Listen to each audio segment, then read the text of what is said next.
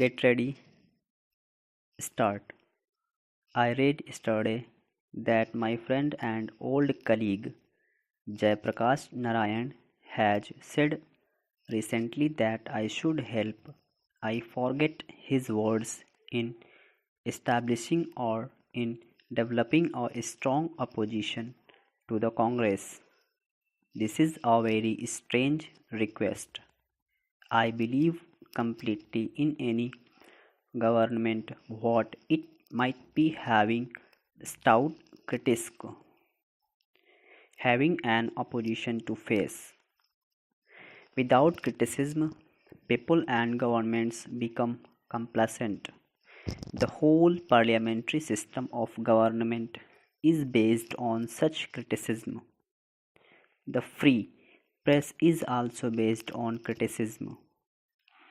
It would be a bad thing for us if the press was not free to criticize, if people were not allowed to speak and criticize government fully and in the open. It would not be parliamentary government. It would not be proper democracy. I welcome criticism in parliament.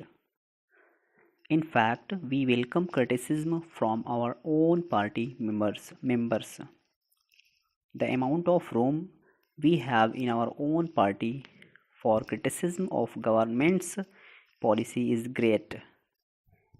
But when Jayaprakash ji says that I should build up an opposition, does he want me to build up a bogus thing to oppose the Congress? What value or what virtue will that have? With all respect to Jayaprakash ji, the example is not a good one. There was no democracy in Turkey, real or even unreal. It was a dictatorship. Does he want that kind of thing to happen in India? The point is that the opposition should have the freest opportunity to express its opinion in the press and on the platform and to fight elections. I cannot canvass for the PSP or the Communist Party. They have the freest opportunity to do so. The Election Commission is independent of government. It is open to you, to any of you, to vote as you like. You know that there is no question of pressure or coercion.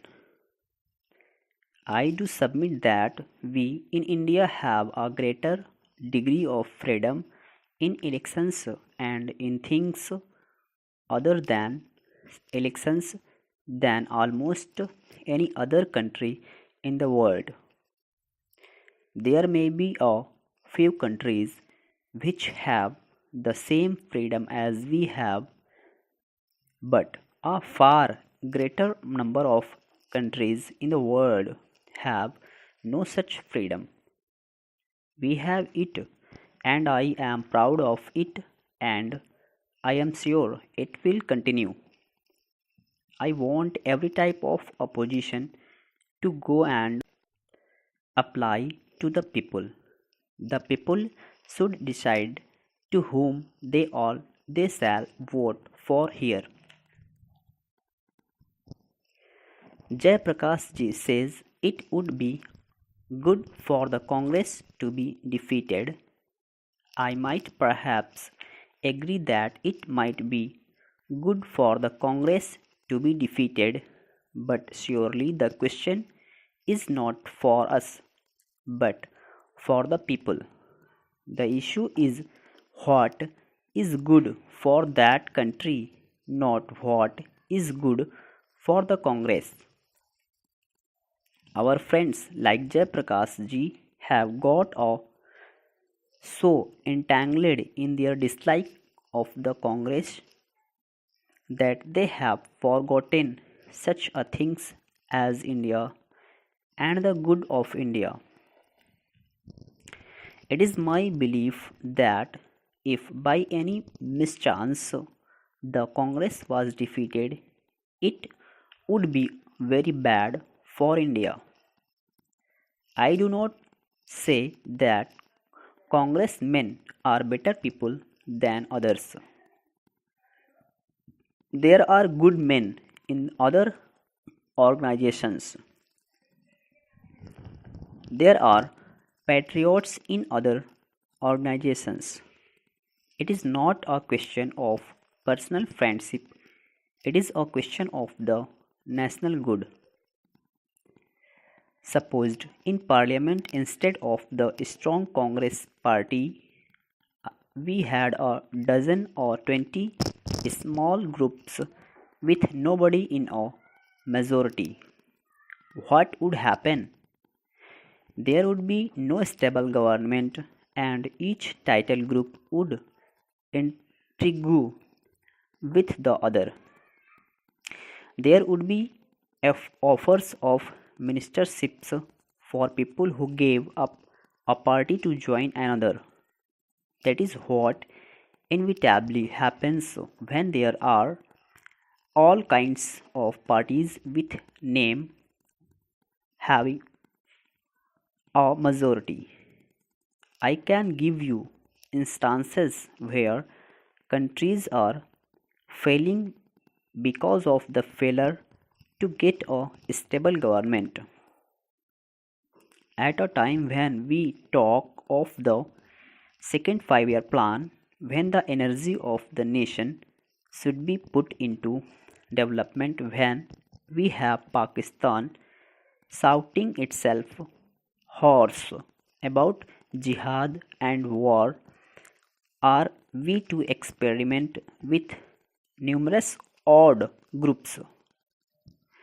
It surprises me and amazes me that a person of good sense should suggest something which totally ignores the facts of life in India today. The facts of life are these, that we have to fight a tremendous opposition in India, not any political party, but our own failings, our own liability to go wrong, our disruptive tendencies, our communalism or provincialism, our casteism, our readiness even to break into violence, and so many other things. Our history shows that we are very prone to disruptive, separative tendencies.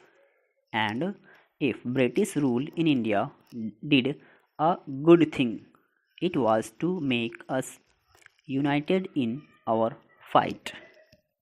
But really, the first effective mass scale attempt to build up this unity was by Gandhiji under and within the Congress.